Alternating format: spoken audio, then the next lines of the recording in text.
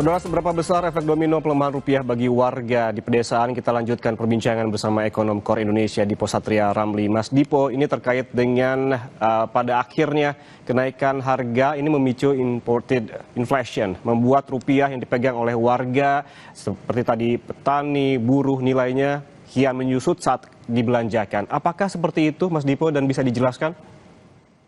Ya, jadi ini memang yang sangat mengkhawatirkan ya dari perubahan rupiah dan harga minyak juga, ya kan. Jadi memang si imported inflation, dia memang inflasi yang terjadi bukan karena faktor domestik lokal, tapi karena faktor luar negeri melalui tadi ya pelemahan kurs atau kenaikan harga minyak, ya kan. Namun di sisi yang sama pendapatan atau uang gaji kita gitu tetap sama kan.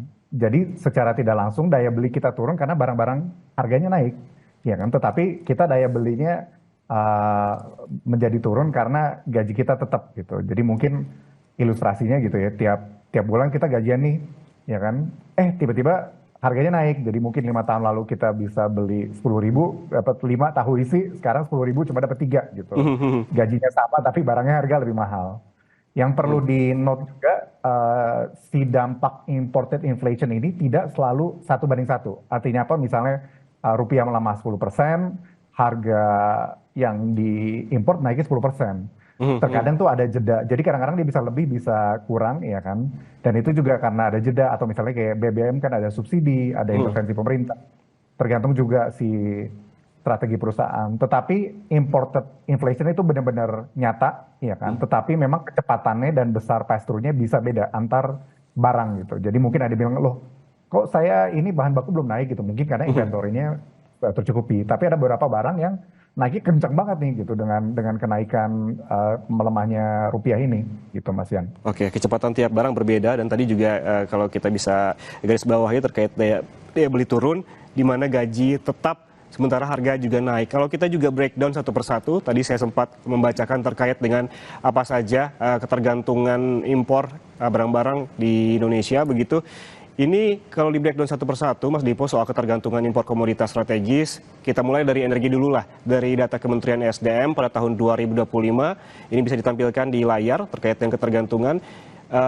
Ini minyak bumi sebesar 32%, BBM 36%, LPG tinggi sekali lebih dari 80%. Ini kalau kita melihat pelemahan rupiah ini dampaknya akan seberapa besar terhadap sektor energi ini, mengingat BBM dan LPG ini mendapatkan subsidi dari pemerintah juga. Ya, jadi pertama mungkin kita harus fair ya. Saya mau apresiasi sekali lagi langkah pemerintah untuk mensubsidi BBM, solar dan Pertalite itu sudah benar, ya kan. Tetapi kalau kita ngomongin imported inflation, transmisi harganya itu kan ada banyak jalur ya, sebagai contoh si harga minyak itu tuh hanya 60% untuk transportasi, 40% itu sebenarnya untuk industri, ya kan. Jadi itu untuk petrochemical, mungkin seperti kimia, seperti plastik, dan plastik itu kan banyak dipakai ya buat di elektronik, di baju, kacamata, ya kan, meja sekarang udah plastik juga. Jadi walaupun yang BBM subsidinya kita tahan, kenaikan itu tetap akan berasa di jalur-jalur yang lain tadi, yang industri tadi 40%. Lalu juga yang mengenai si BBM subsidi ini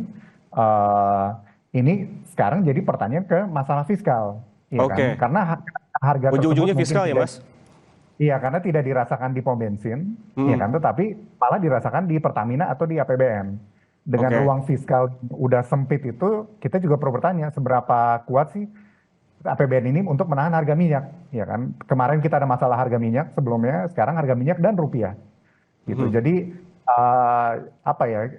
Mungkin kita perlu klarifikasi lebih lanjut lah dari pemerintah mengenai ini, ya kan? Tapi intinya pemerintah pun kan nothing is free ya, tidak ada yang gratis di dunia ini gitu. Jadi mungkin pemerintah bisa tahan, tapi kalau pemerintah nggak tahan pun juga takutnya nanti ada instrumen-instrumen lain yang digunakan untuk misalnya kayak dia naikin pajak, atau ada subsidi yang dikurangin, ya kan. Artinya ada trade off yang akan dilaksanakan untuk menahan si harga BBM subsidi itu. Jadi kita harus melihat secara menyeluruh ya. Jadi kalau secara ekonomi, jadi kita apresiasi si langkah menahan subsidi, tetapi kita jadi pertanyakan si APBN sama Pertamina seberapa kuat nih untuk menahan gitu. Dan again, kalau kita ngomongin imported inflation, ada banyak hal yang tidak melalui BBM subsidi. Ya kan, ya tadi ya si plastik dan juga bahkan kayak misalnya kalau yang kelas menengah atas gitu, yang mobilnya udah mahal, dia udah mungkin komplain, wah ini Oke. Deadslide kenaikannya 65% gitu. Jadi pasti dirasakan oleh banyak Oke, orang. Mas Dipo, Gitu Mas ya. kalau kita lihat juga tadi yang ketergantungnya paling tinggi, kita lihat pada gandum hingga 100% dan kedelai mencapai 92,5% dan sudah terasa oleh masyarakat. Tapi pantauan di lapangan produk-produk seperti tepung, terigu harganya masih stabil sementara tempe tahu sudah mulai naik. Ini mengapa ada perbedaan demikian? Apakah seperti yang Anda jelaskan tadi soal imported inflation? Iya betul. Jadi si kenaikannya itu kan beda-beda ya. Dan seperti itu, karena memang ada yang lebih dipakai lagi, misalnya kayak gandum kan dia bahan bakunya buat terigu, ya kan? Dan itu kita dua-duanya impor. Kedelai kita impor. Tetapi intinya setiap industri memiliki ininya masing-masing. Jadi kalau terigu biasanya dia stoknya banyak, ya kan? Mungkin ada peran industri juga di situ. Sedangkan ada beberapa yang itu lebih pengrajin kecil gitu. Oke. Jadi dampak itu benar-benar berbeda-beda antara komoditas, ya kan? Dan itu tidak sama ya timingnya. Itu juga. Saya sebenarnya tadi cukup kaget sih bahwa di pasar itu sudah naik begitu cepat, ya kan? Sudah langsung dirasakan, ya kan? Karena memang dari dunia usaha itu pasti dia nggak mau menelan kerugian itu kan, pasti dia lempar ke konsumen, ya kan? Dan mungkin kalau untuk gandum, terigu dan kedelai, ya kan itu mungkin industri makanan ya. Jadi biasanya Mhm. kalau industri makanan dia nggak naikin harga tapi dia jumlahnya dikecilin gitu. Tapi kan Oke. nggak banyak industri seperti itu ya yang bisa mengecilkan volume gitu Mas Yan.